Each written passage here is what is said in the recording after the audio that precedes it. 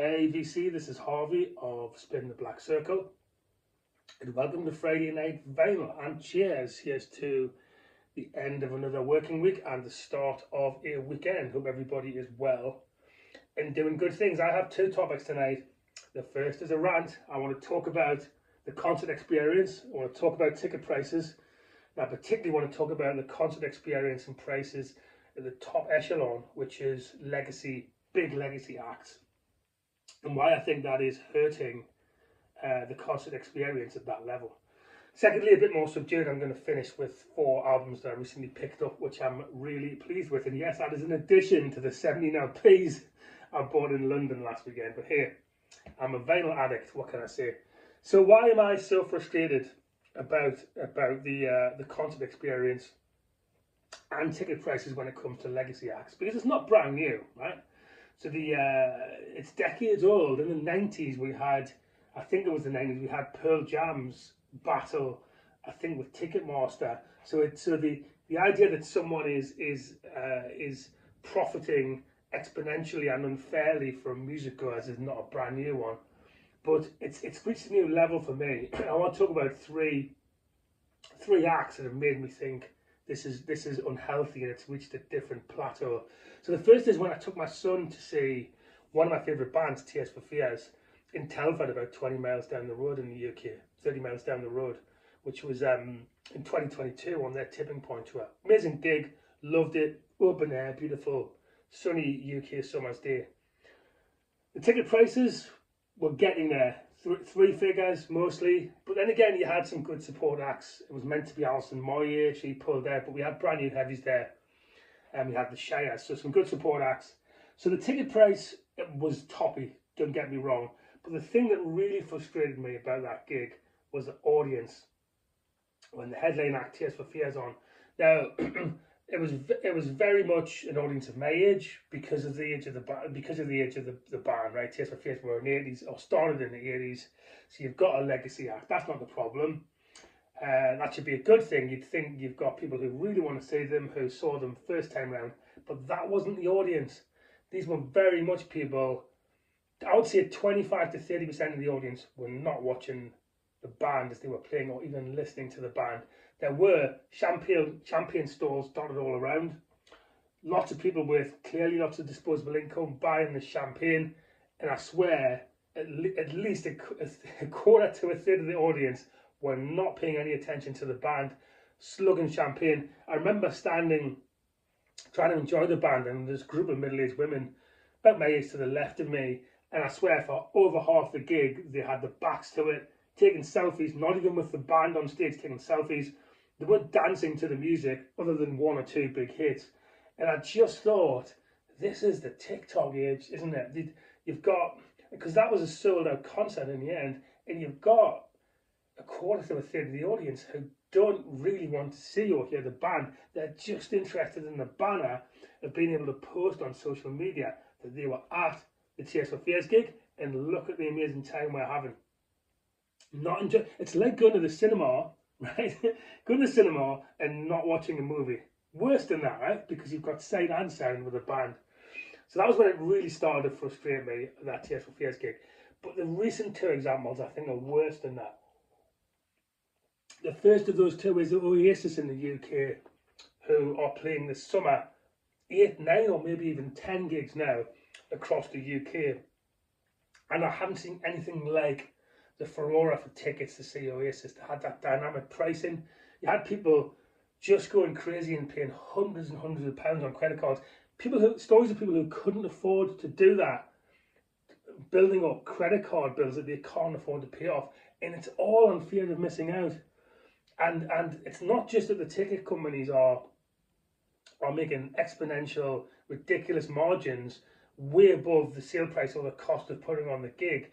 It's that the audience isn't there to hear the music or particularly to see the band. It's people getting swept up in the banner of fear of missing out and being able to say, I was there at the gig. And I think that's really sad. And I feel particularly sad for the people who get swept up in that and building up credit card bills and can't afford it. So I didn't even bother. I'm an Oasis fan, but I didn't even bother trying to get tickets. I could see what was happening. And on the day, I swear, half the UK is shut down with people, thousands of people trying to get tickets, and most of them aren't music fans or that bothered about Oasis, right? It's just getting ridiculous. And it falls right into the hands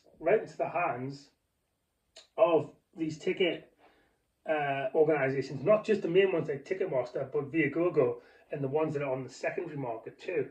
Actually, I want to stick a third one in the middle of this. I did get tickets for the 5th of July for one of the two ELO Electric Light Orchestra Birmingham gigs. So just down the road, one of their two farewell gigs at Birmingham. And I sat in a queue for those because I really wanted to see ELO. So I'm already worried because I love ELO. I've got almost all of their 70s and early 80s LPs on vinyl, and I adore the band, and that's why I want to see them. I'm really concerned that I go to that gig in Birmingham and I get the same sort of audience as Tears for Fears. So I did that. But again, just this week, in fact, just today, we have Black Sabbath, 8 miles down the road from where I'm standing now, at Aston Villa Stadium. I'm making no attempt, even though I'm a huge Black Sabbath fan, to get tickets, because it's very, very similar to what's happening with Oasis, with a clamour for tickets for people who could barely name a Black Sabbath song or a Black Sabbath LP.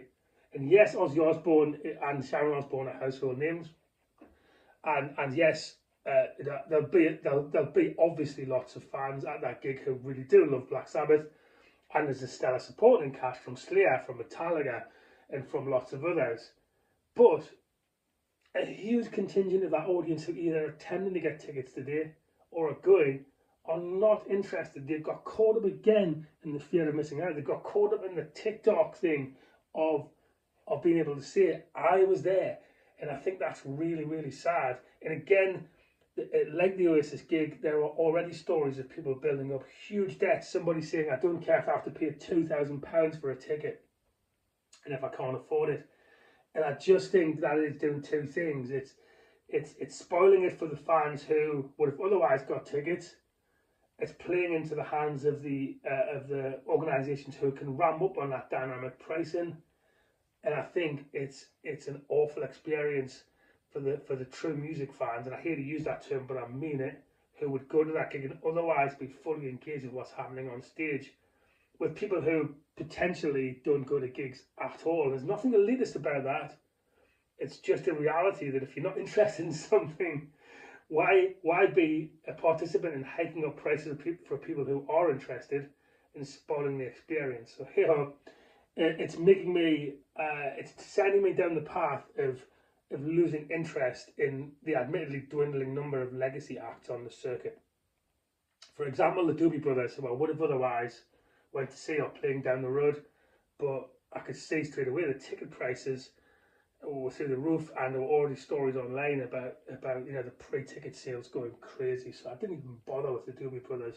And you take it one level down for acts who aren't in that top echelon legacy. That's one option, or see bands like Jason Isbell and the 400 Unit, who I saw a few months ago, or Average White Band, where they're not in that top echelon. There's a reasonable price for the ticket, and generally speaking, the people who go there are there to listen to and watch and enjoy the music and have a good night. But anyway, that's it. I think that it's a sad state of affairs, and I don't think it's going to get any better, because that seems to be what's happening with the concert experience, I'm afraid. But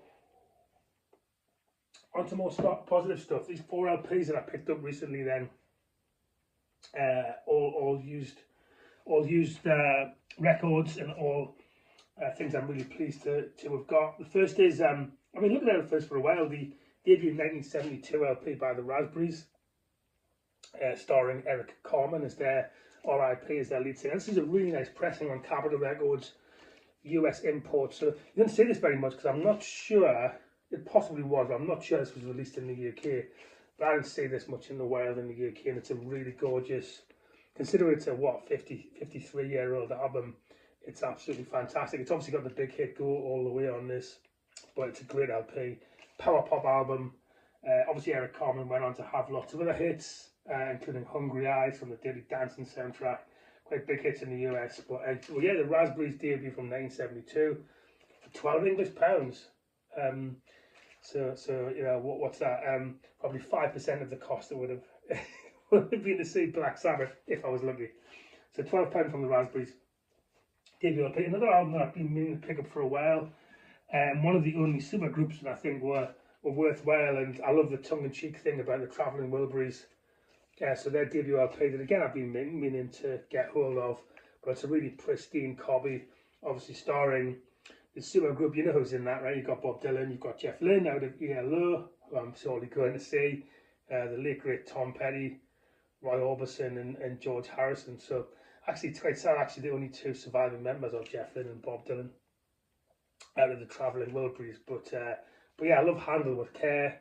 So this Volume 1 LP, which I haven't really given time to via streaming or CD. So I'm looking forward to listening to that this weekend. And then the other two, well actually this was a brand new purchase, I'm sorry, but if you can still get hold of this, so it may have been limited press, get it, because this is Heart Shaped World by Chris Isaak, the LP that has Wicked Game on it.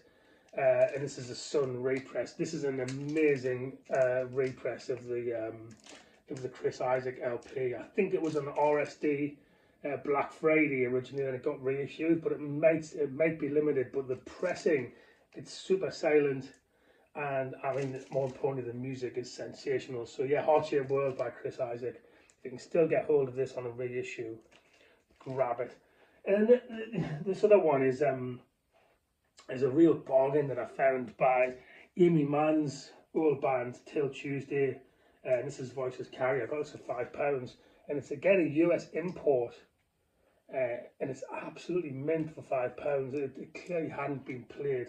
The title track is absolutely fantastic, but it's just really good kind of new wave indie pop. I love that college rock indie sound from the likes of Till Tuesday, and even though the English, the likes of Wang Chung. It's just got that. It's a type of music that you would see on a John Hughes movie like 16 Candles or Pretty in Pink. It's got that sound to it. So yeah, I love the title track. But Amy Mann, I mean, this I think the title track was a minor hit, but this should have been huge. Should have catapulted her. And then obviously later she became a well-respected solo artist, Amy Mann, in her own right. So there you go. A bit of a rant to start with again, but I think it has to be said, because the same thing is happening with these Black Sabbath tickets.